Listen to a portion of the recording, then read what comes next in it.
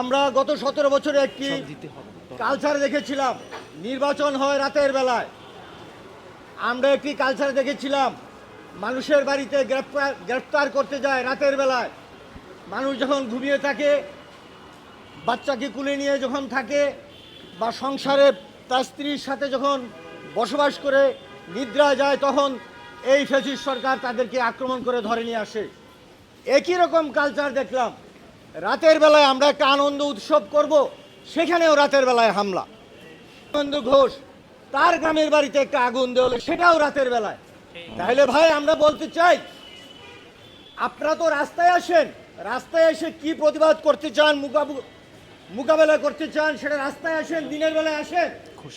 রাতের বেলায় আপনাদের এটা কেমন কালচার? শিয়ালের মতো কাজ, পেঁচার মতো কাজ। আমরা তো পেঁচার মতো চলি না, আমরা তো শিয়ালের মতো চলি না।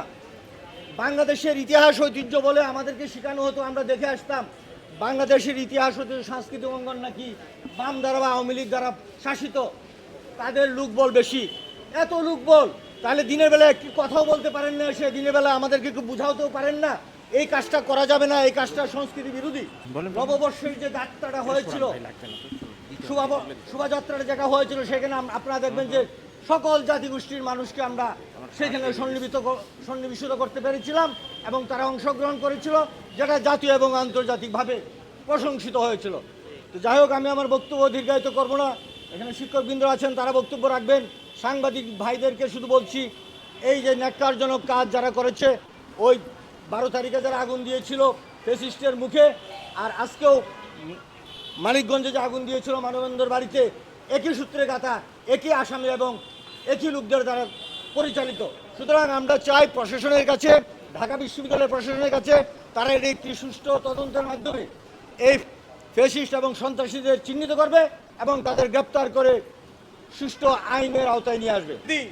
আজকে আমরা সকল চারুশিল্পীরা এক হয়েছি কি জানেন?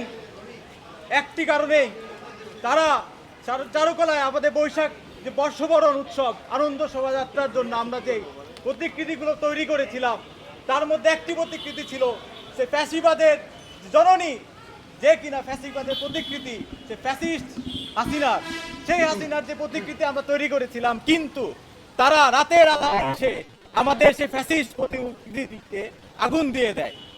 তার প্রতিবাদে আমরা আরো একটি প্রতিকৃতি তৈরি করি এবং আপনারা সকলেই দেখেছেন সেই প্রতিকৃতিতে আমরা এবং শোভাযাত্রায় নিয়ে গিয়েছি এবং সকলে সে আনন্দ শোভাযাত্রায় যে ফ্যাসিস্টদের যে প্রতিকৃতি তার মাধ্যমে তারা দেখেছে। তার ফল হিসেবে আমরা কি পেয়েছি দেখেন, তারা আগুন দিয়েছিল চারুকলায়, তারা আগুন দিয়েছে আমার ভাইয়ের বাড়িতে এবং তারা সে আগুন আস্তে আস্তে সকলের দিকে যাচ্ছে।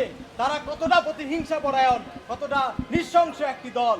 তারা তারা একসময় নৃশংসতার সর্বোচ্চ নজির দেখিয়েছিল। তারা ছাত্র জনতাকে নির্মমভাবে গুলি করে হত্যা করেছিল।